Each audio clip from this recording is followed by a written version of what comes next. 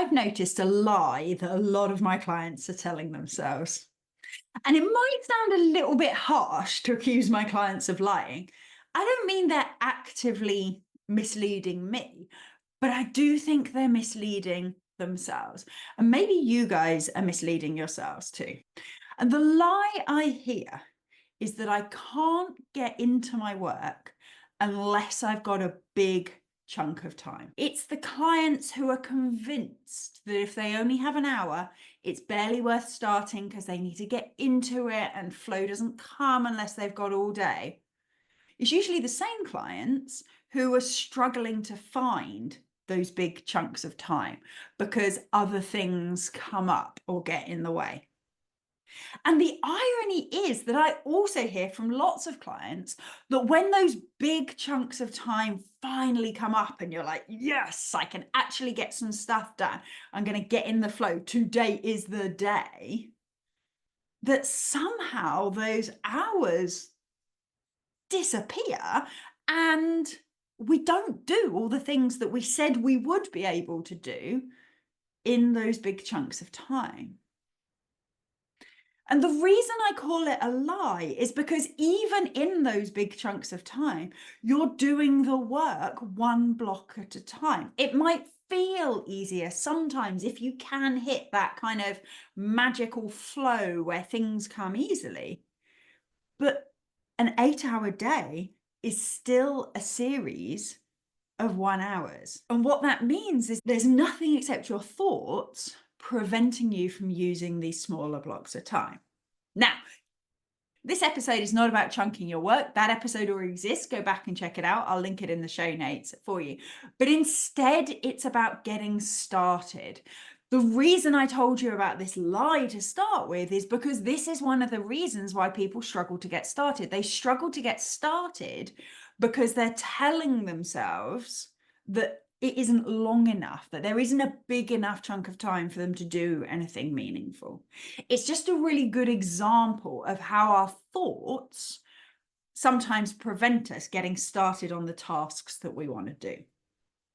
So in today's episode, we're going to think about some other thoughts that get in the way of starting, and I'm going to give you 3 specific tools that you can use to get started. I'll also refer you back to some other podcast episodes that are going to help as well. There's tons of support for you here. Hello and welcome to episode 3 of the 3rd series of the PhD Life Coach. And we are talking about getting started on a task. As I said, first we're going to identify some thoughts that make it more difficult to get started. And one of them is that I don't have enough time to do anything meaningful. If we believe that, we make it true. We start slowly and indecisively. We warm up on things that maybe don't really need doing. And suddenly it's an hour and we haven't even got into it. And now we need to be somewhere else and we've wasted our time. We make it true by believing that it can't be useful. I was recently chatting with one of the clients in my membership about this, and she really believed that she needed time to gradually warm herself up into working, and that meant these shorter bursts of time just weren't enough for her. And I can't remember how we go there, but I love an analogy. I mentioned last week that I'm really creative. I love an analogy. And it made me think of tennis lessons. I want you to imagine that you went down to tennis lessons at your local sports centre and you turned up for the lesson and the person said, yeah, the thing is we need to do backhand and forehand and serve, and we need to do ground shots and we need to do volleys and we need to do placement and we need to do footwork. So I don't think it's worth us having this lesson. Come back when you've got a full day. How would you react to that? I think if you were anything like me, you'd be like, well, we could do a bit of it, perhaps. And it's not that they're lying, to play tennis, you do have to work on all of those shots, but do we need to work on them all in this hour? Does that mean it's not worth working on any of them in order to have a tennis lesson? No. Obviously not. We would pick one bit and we would do that bit and we would come back next week and do some more, and we wouldn't wait until we could play 8 hours of tennis in one day. When we think of it like that, suddenly it becomes obvious, well, of course I could just do a bit of it. We could get a bit better at one part of it. But somehow when we're thinking about our thesis, it doesn't feel like that. Now, the client that I was talking to, we were also talking about the need to warm up, that sometimes she likes to do some emails, do some reading, kind of get herself in the mode for writing. And that often by the time she's done that, suddenly the time she'd allocated to writing had gone away. And again, we went back to that tennis lesson, and I thought, well, okay, what if you turned up tennis lesson? This time they don't send you away. They're like, okay, you're here for an hour, but they tell you about the importance of warm up, and they get you a bit warm up. And then we start doing something easy. We start doing a little gentle rally or something like that across the net. And you just kept doing that until the end of the lesson. And you were like, well, hang on, what happened to the tennis? I came because I wanted to do some drills, I wanted to play some games. I said, yeah, but we had to warm up. You say, well, yeah, I know, but I came for an hour's session and we haven't done any of the things that we said we'd come for. They say, yeah, but we have to warm up. It takes us a while to get into it. And again, I don't think you would be paying for that tennis lesson. I don't think you would be returning to that coach. Because we might say, well, yeah, okay, maybe I need a warm up, but maybe I need 10 minutes. And then we get going anyway. And is it the most perfect warm up ever? No, but we could warm up by playing tennis. How about that? How about we do just enough warm up that we don't injure ourselves?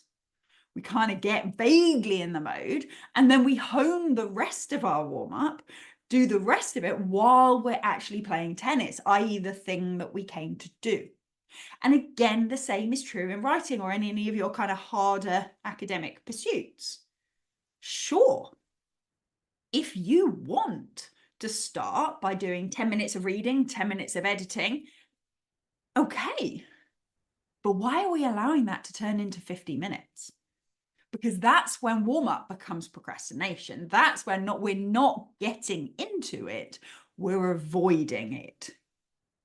And one of the things I suggest, if you're someone who feels like you need to break into it gently, and you sometimes get sucked into, okay, I'll just answer a few emails to get in a work mode, and then suddenly it's 2 hours later. If that's you, it's okay, that's understandable. But I also have a suggestion for you, and it builds on that tennis analogy. I'm an ex-sport scientist, and one of the things that we know is that the way you need to warm up for a sport is with movements that are relevant for that sport. You wouldn't warm up in the same way for a gymnastics meet as you would to play football, for example. That very first bit of just getting your heart rate up may be, but beyond that, you want to be mirroring movements that you're likely to be making in that sport. But we do them more gently. We do them more slowly, and we do them so that they're not at the extremes of your range of motion. You can do the same when you warm up for writing. Instead of warming up for writing by doing some other academic task like answering emails or reading papers, warm up for writing by writing slowly, gently, and within the realms of what you know, i.e. not at the extremes of your range of movement, your range of knowledge. So instead of distracting yourself by doing something that maybe gets your brain going, but doesn't actually get you into this task, write a gentle paragraph on something you do already know about without worrying too much about whether it's good or not. This is a warm-up after all. Just write a quick paragraph about the topic that you're about to write on. Give like a little rough introduction to what you're about to say. Warm up by doing the thing you came here to do. Warm up by playing tennis, by writing, rather than disappearing off over there and doing something that feels a lot more manageable but doesn't move you towards your goals. Quick interjection. If you're finding today's session useful, but you're driving or walking the dog or doing the dishes, I want you to do one thing for me after you've finished. Go to my website, phdlifecoach.com, and sign up for my newsletter. We all know that we listen to podcasts and we think, oh, this is really, really useful, I should do that. And then we don't end up doing it. My newsletter is designed specifically to help you make sure you actually use the stuff that you hear here. So every week you'll get a quick summary of the podcast, you'll get some reflective questions, and you'll get one action that you can take immediately to start implementing the things we've talked about. My newsletter community also have access to 1 session a month of online group coaching, which is completely free, but you have to be on the email list to get access. They're also the first to hear when there's spaces on my one-to-one coaching or when there are other programs and workshops that you can get involved with. So after you've listened, or even right now, make sure you go and sign up. Other lies we tell ourselves are that we don't know where to start. Now, I've mentioned this in previous podcasts, but I'm going to reiterate now because I think it's really important. I want you to always be clear between the difference between don't know, i.e. lacking information, and don't know, i.e. haven't decided. And where you're starting on the piece of work that you're doing is almost always a haven't decided issue, not a actual I'm missing information issue. And that's because it doesn't really matter where you start. You just need to start somewhere. And that means you just get to pick. So again, if you're struggling to start and you're telling yourself you don't know where to start, remind yourself that this is a decision to make, not something that you don't know. And again, I was talking to a different client in my membership about this as well, this idea of making decisions. And her decision was around where she was going to go to work, whether she was going to work at home or work at the library. And she often procrastinated making the decision, wasted time, and then kind of didn't really do either. And one of the things that I reminded her is not deciding is a decision.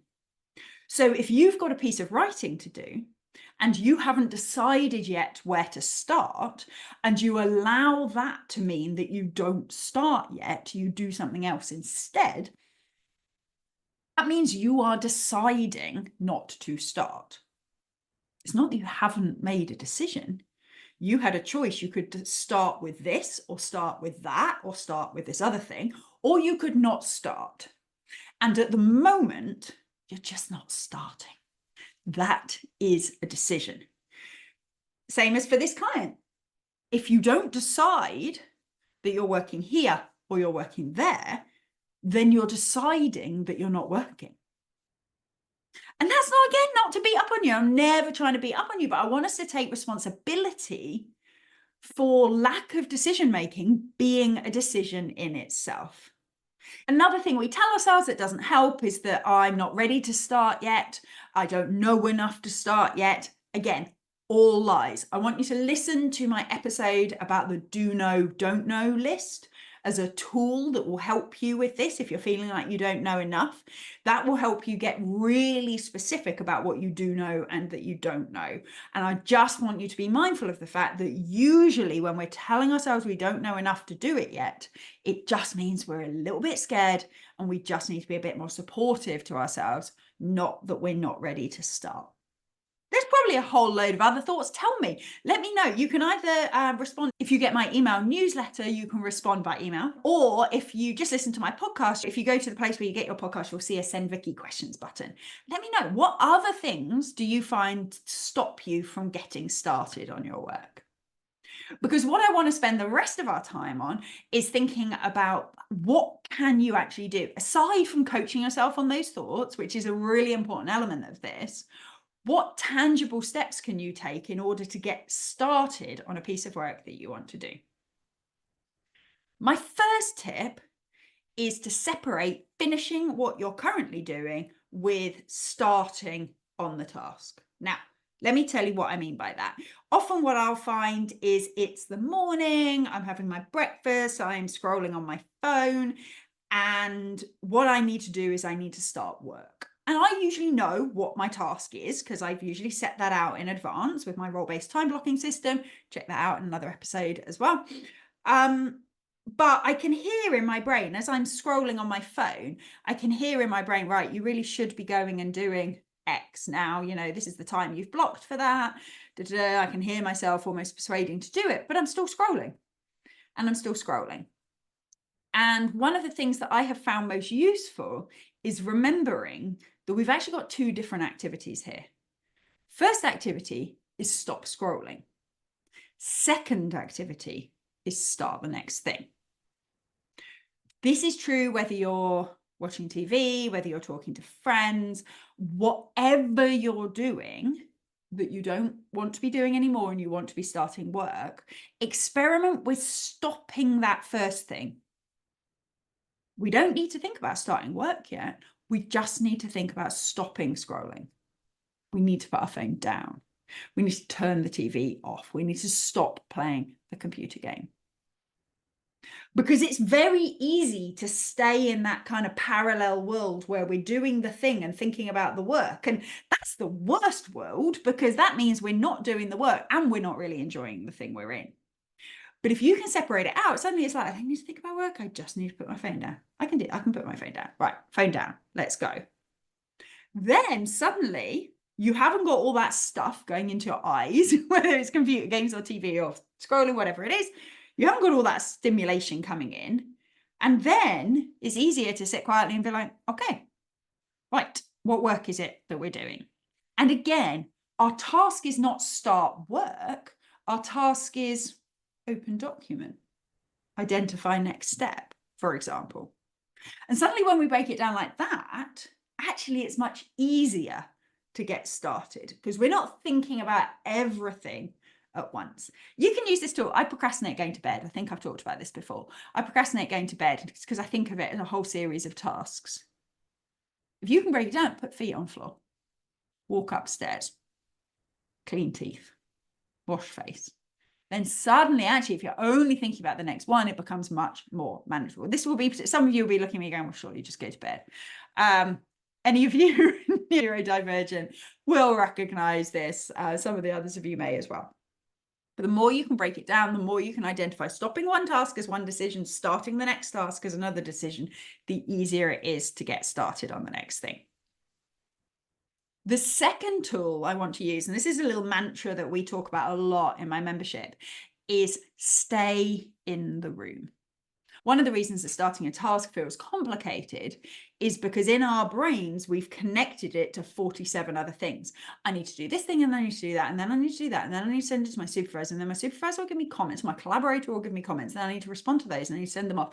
But I've also got that other thing, and I'm teaching next week, so I need to do that too. And suddenly it's like, well, I can't start on anything because there's 400 things in my brain.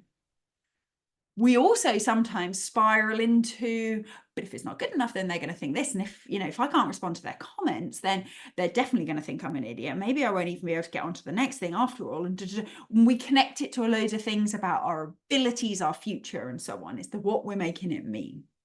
When I can see clients doing this, I can see them taking the one task we want to start and connecting it to all the other tasks and all the things about themselves. I often say, stay in the room with me. Just stay here. Stay in the room with me. And that's our little shorthand. Let's just stay on this one thing. If we need to start this task, that needs to be the one thing. We don't need to think about all those other things. We don't need to think about what's going to happen if your supervisor doesn't like it. We don't need to think what happens if this grant is rejected. We need to stay in the room and focus on this one thing. This is an amazing strategy. If you hear other people spiraling, you can use it. You can use it on yourself. Just stay in the room. Take a breath. Stay here in the room with me. What do we need to do to start? I find it super calming. I know my clients do too. It enables you to feel the emotions associated with this specific thing that you're trying to do without having to kind of connect it and fix absolutely everything else. We stay here. We start this one task, one thing at a time.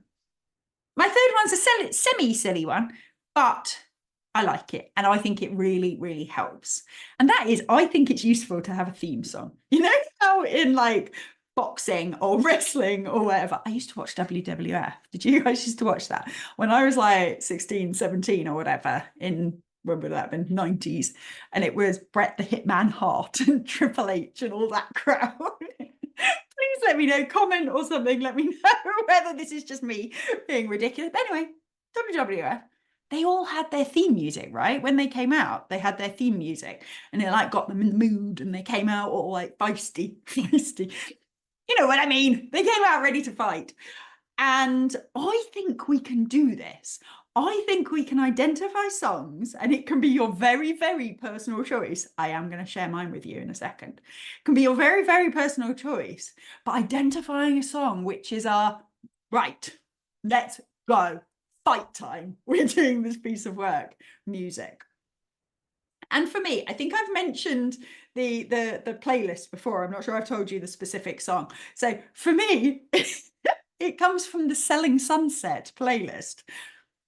It's drivel. I'm aware. Very excited. I think there's a new season out on Netflix. Going to be checking it out soon.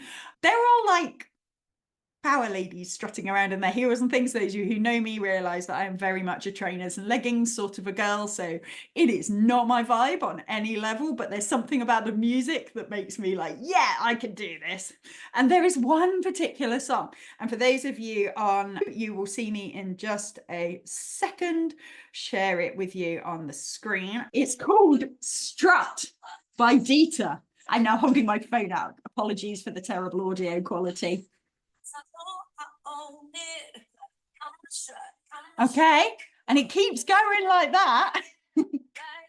And so this is me getting ready to start working. I'm getting ready. I've got my document open.